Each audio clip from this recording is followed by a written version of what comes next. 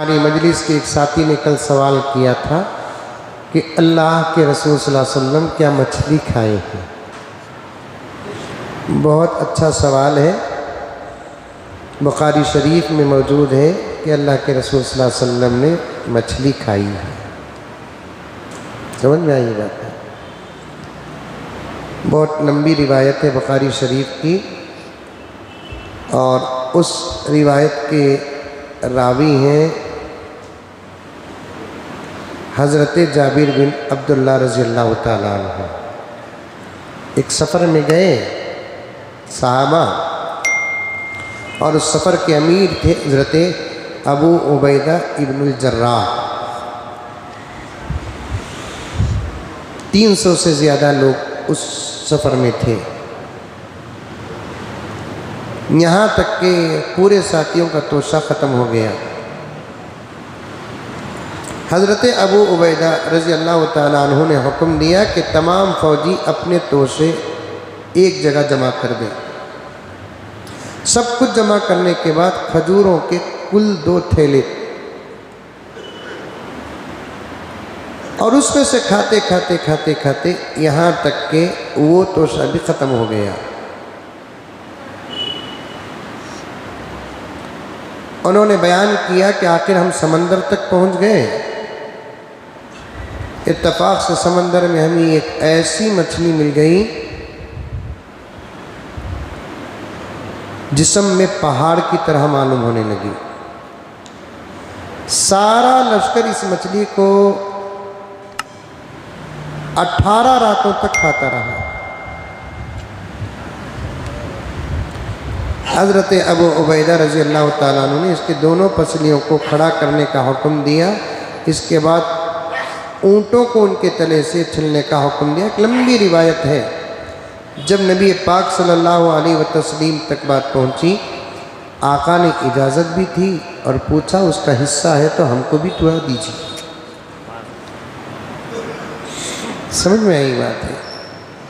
بلکہ آقا صلی اللہ علیہ وسلم سے بڑے جانور کا گوشت کھانا بھی ثابت ہے۔ سمجھ میں بات؟ ہاں، کچھ چیزیں ہیں۔ کل اور ایک کیا سوال کیا آپ کو؟ گوڑ پھوڑ احناف کے نزدیک وہ کھانا جائز نہیں ہے۔ وہ شاید وہ درختوں میں، عمارتوں میں بہت چپک کر بیٹھ جاتا ہے۔ اکثر عمارتوں کو پھلانگ لے کے نکلی چور اس کا سہارا لیتے ہیں۔ وہ احناف کے نزدیک جائز نہیں ہے۔ کیکڑا بھی احناف کے نزدیک جائز نہیں ہے۔ جھینگے کے بارے میں اختلاف ہے۔ اب کے حضرات علماء کرام نے اس کو جائز ہونے کا فتویٰ دے دیا۔ حضرت مولانا تقی عثمانی صاحب دامت برکاتہم پہلے اس کے جائز نہ ہونے کے قائل تھے، اب بڑی تحقیق کے بعد حضرت نے اس کے جائز ہونے کا بھی فتویٰ دے دیا۔ تھانوی بھی کیکڑا کھانے کے جائز ہونے کے قائل ہیں۔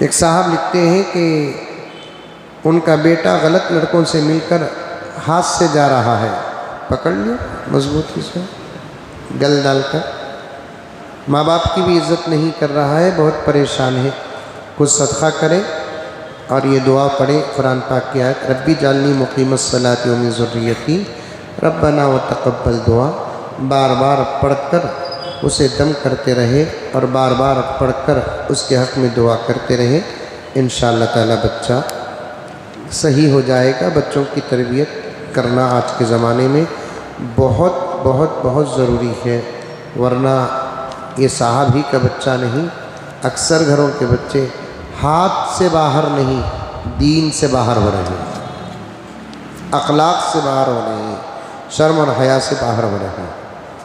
ایک صاحب بنگلور کے سوال کرتے ہیں، میری کالج میں لڑکیاں بے پردہ آتی ہیں، کیا میں ان کو پردے کا احترام کرنے کے لیے کہہ سکتا ہوں؟ سب سے پہلی بات ہے کہ آپ وہ کالج میں داخلہ کیوں لیے؟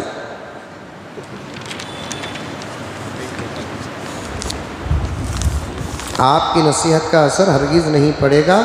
کالج کے ماحول کو صرف قیامت ہی بدل سکتی ہے، یعنی تو حضرت مہدی و عیسائی بدل سکتے ہیں۔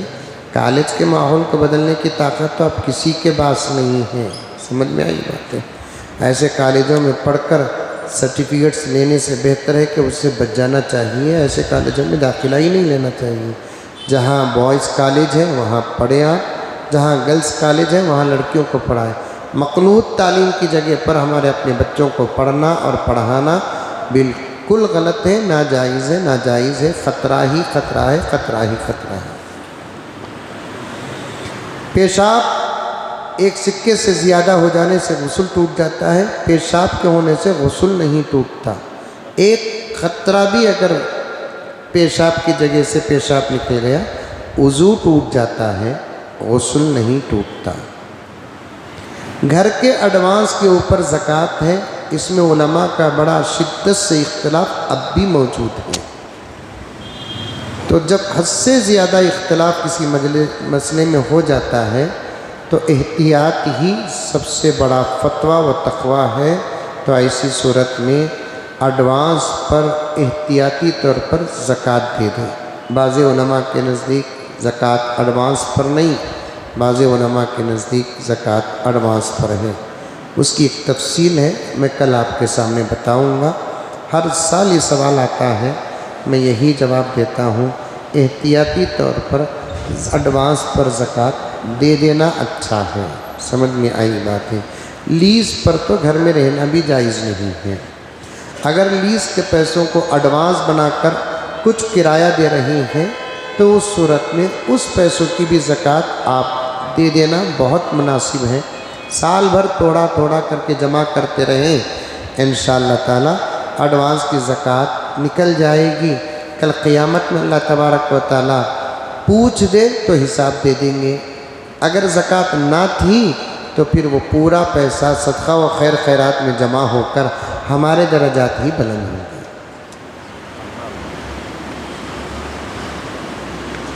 سفر میں سحری اور افطاری کیسے کریں؟ لیٹے ہیں تو لیٹے لیٹے کر لیجئے، بیٹھے ہیں تو بیٹھے بیٹھے کر لیجئے۔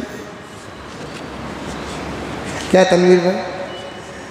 سفر میں سحری اور افطاری کیسے کریں اور ٹائمنگ کون سا؟ کیا کون سے اسٹیٹ کا؟ اب تو بہت سارے ایپس آ گئے ہیں نا، اس میں آپ کو معلوم ہو جاتا ہے کہ جہاں جاتے ہیں وہاں پر آپ کو نمازوں کے اوقات معلوم ہو جاتے ہیں۔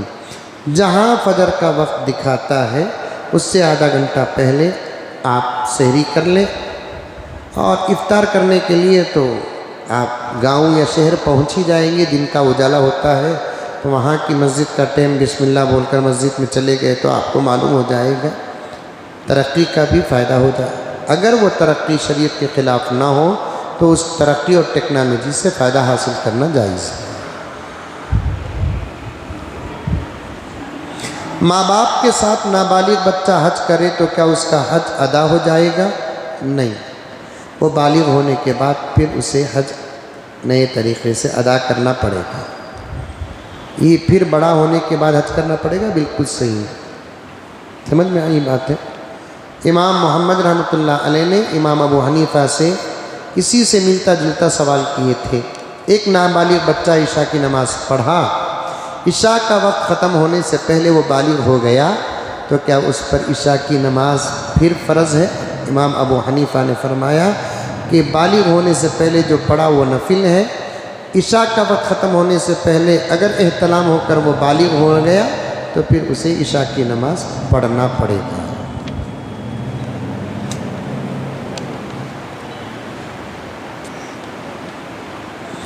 میری بیوی کے گال پر مسا ہے، اس میں بال اٹھتے ہیں، کیا وہ کاٹنا جائز ہے؟ جائز ہے۔ سمجھ میں آئی بات ہے؟ اگر مسا کہیں ایسی جگہ پر ہو کہ اس کے حسن میں فرق آ رہا ہے اور ڈاکٹر اس کی سرجری کرنے کا کہتا ہے تو سرجری کرنا بھی جائز ہے۔ بعض لوگ کہتے ہیں مسا نکالنا نہیں کہتے، ٹھیک ہے تو تقدیر کی علامت آمت ہے، غلط بات ہے سے، بلکہ غیروں کا عقیدہ ہے، اسے تل بولتے، مسے کو تل بولتے، بعض جگہ پر وہ کہیں کہیں نکل کر آتا نہیں۔ اس کی کچھ وجہ ہوگی، اللہ بہتر جانتا ہے، یا طبیعت کا تقاضا ہوگا، اس سے عقیدے کا کوئی تعلق نہیں۔ سمجھ میں آئی بات ہے؟ تو اگر وہ ایسی جگہ پر جسم پر ہو کہ آپ کے حسن پر فرق پڑتا ہے اور اسے نکال سکتے ہیں تو نکال دیں، اس کے نکالنے سے کوئی مصیبت آئے گی، ایسا ویسا کچھ نہیں ہے۔ 16 سید کا روزہ رکھ کر بزرگاں اور مرحومین کو ثواب پہنچا سکتے ہیں۔ 16 سیدہ کہاں ہیں؟ کروڑوں سیدہ ہیں۔ سمجھ میں آئی بات ہے؟ یہ 16 سید کی کہانیاں سب ڈپلیکیٹ ہے، یہ پیٹ پالو لوگوں نے یہ طریقے بنائے ہیں۔ 16 سید کے نہیں، رمضان کے روزے ہیں، محرم کے روزے ہیں، شعبان کے روزے ہیں، ہر مہینے 13، 14، 15 کا روزہ ہے۔ یہ 16 سید کا روزہ، 17 سید کا روزہ، 18 سید کا روزہ کیا بھی نہیں ہے، یہ بالکل غلط ہے، غلط ہے، غلط ہے، کہیں بھی کسی بھی مسلک میں ثابت نہیں ہے۔ سمجھ میں آئی بات ہے؟ ہاں، آپ ایک نفل روزہ رکھ کر اللہ والوں کو ثواب پہنچائیے، سمجھ میں آئی بات، سیدوں کو ثواب پہنچائیے، آل رسول ہے سید تو ان کو ثواب پہنچائیے۔ یہ 16 سیدات بول کر نہیں ہے، سمجھ میں یہ بات، اکثر اولیاء سادات میں سے گزرے ہیں، آپ ثواب پہنچائیے۔ 16 سید کے لیے روزہ رکھنا، سمجھ میں یہ بات ہے، لکڑہڑے کی کہانی، اللہ نام کا باسن، سمجھ میں یہ بات ہے، وہ گھر میں کیا کہ ذکر کرتے ہیں، کھانا پکاتے اس میں لکھو رہتا کہتے اللہ بول کے لکھو رہتا کہتے، وہ کیسا لکھو رہتا ہے، وہ کیا رہتا ہے، اللہ بہتر جانتا ہے۔ یہ سب بالکل غلط باتیں ہیں، لکھ کر ہو گیا تو ایک کرامت ہو سکتی ہے، لیکن عقیدے سے اس کا کوئی تعلق نہیں ہے۔ اللہ کے نام کا ذکر گھر میں چل رہا ہے، ذکر کرنے والوں کو میٹھا پکاتے ہیں تو وہ میٹھا پورا بنتے ہیں، اس میں اللہ کے نام کی طرح اگر کوئی شکل بن جاتی ہے تو وہ تبرک ہو سکتی ہے، برکت ہو سکتی ہے، کرامت ہو سکتی ہے، لیکن عقیدے سے اس کا کوئی تعلق نہیں ہے۔ پھر اس کے علاوہ کھیر پوری کی فاتحہ، سمجھ میں نہیں بات ہے، کھیر بھی کھانا جائز ہے، پوری بھی کھانا جائز ہے، لیکن یہ دونوں کو ملا کو فاتحہ پڑھنا جائز نہیں ہے۔ آپ پھر وہ کھیر پوری کی دعوت رکھ رہے ہیں تو پھر اس کے اوپر ایسے ایسے عقیدے ہیں کہ گوشت کھا کو وہ دعوت کو آنا نہیں کہتے، گوشت کھا کو مکے کو جاتے، گوری پڑھ لے کو نہیں آنا، گوشت کھا کر مدینے کو جا رہے ہیں، شیواجی نگر نہیں جانا، جہاں قرآن کی تلاوت ہوتی ہے وہاں گوشت کھا کر جا سکتے ہیں، تو پھر کھیر پوری کے گھر کو گوشت کھا کر کہیں کو نہیں جانا۔ کیسے کیسے عقیدے ہیں دیکھو، لا حول ولا قوت الا باللہ۔ دین کی دعوت دینے عورت باہر جا سکتی ہے، عورتوں کو دینے کے لیے پردے کے ساتھ احتیاط کے ساتھ جا سکتی ہے، دین کی دعوت دینے کے لیے عورتیں مردوں کے پاس نہیں جا سکتی ہے، دعوت جا کو شادی میں بدل جائیں گی، بات ہے۔ مرد حضرات بھی عورتوں کو دعوت دینا ہے تو پردے میں دعوت دینا ہے، بیان تک نہیں کر سکتے عورتوں کے سامنے بغیر پردے کے علماء، اولیاء۔ آج کل تو لیکچرر، پروفیسر سب ہے نا، دین کے باتیں اسٹوڈنٹس کو کالجوں میں بٹھا لے کر بیانہ کر رہی ہیں، رو رہی ہیں، لرا رہی ہیں۔ ارے میں بھی دیکھ کر تعجب ہو رہا ہوں، بڑے بڑے اولیاء کے بیانہ سن کر رونا نہیں آ رہا ہے، لیکچرر کا بیان سن کر رونا آ رہا ہے، اندہ مونجی کی تنجاور کی منجا۔ شریعت کا کام شریعت کے مطابق کرنا ہے، شریعت کا کام شریعت کے خلاف اگر کریں گے تو اس کا کوئی فائدہ نہیں ہوتا، انفیکشن ہو جائے گا، خطرہ ہو جائے گا۔ پردے کی آیت نازل ہونے کے بعد ایک مجلس آپ صلی اللہ علیہ وسلم کے ایسے نہیں بتا سکتے جس مجلس میں عورتیں ہوں۔ نماز کے لیے مسجد نبوی میں عورتیں حضور صلی اللہ علیہ وسلم کی حیات مبارکہ میں آگئی تھیں تو بالکل پیچھے کھڑی ہوتی تھی، پہلے مرد، اس کے بعد بچے، اس کے بعد خنسا، اس کے بعد عورتیں۔ خنسا بولے تو مرد بھی نہیں عورت بھی نہیں، جو جنس ہوتی ہے، ان کے بعد عورتیں بالکل پیچھے۔ اب یہ دین کی باتیں، تربیت کی باتیں، ماں باپ کی اہمیت کی باتیں، اخلاق کی باتیں بہت اچھی بات ہے، لیکن اسے پردے کے ذریعے سے کرنا چاہیے۔ ہاں، زیادہ سے زیادہ آپ ایک ڈسپلے رکھ سکتے ہیں، وہ کیا بولتے سوئی، اسکرین رکھ سکتے ہیں تاکہ توجہ پیدا ہو جائے، وہ بھی خطرہ ہی ہے. لیکن دیکھنے والے بیان سننے کے لیے دیکھ لیتے ہیں، لیکن بیان کرنے والا بیان کرتے کرتے کسی عورت پر نظر پڑی، نماز میں شیطان آپ کو بھڑکاتا بولے تو بیان میں کا شیطان ادب بننے کو بیٹھ جاتا. ارے کیا گھگو آئی میرے بابا، کیا امام صاحب نماز پڑھے تو شیطان آپ کو بھڑکا رہا ہے، بیان کرے تو شیطان نہیں بھڑکاں گا. اب بیان کرتے کرتے وہ بھی بیانہ کو گئے تو بھی عورتاں سادے سیدھے انداز سے جاری، میں اتنا میک اپ کرنے کو جاتی مولوی صاحب بیان بھول جائیں گے. بیان کو تو بیان کو میتاں کو گئے تو فیرن لولی لگا لے کو جاری، منجنے کو پوچھنا تمہیں کہاں دیکھے بول کر.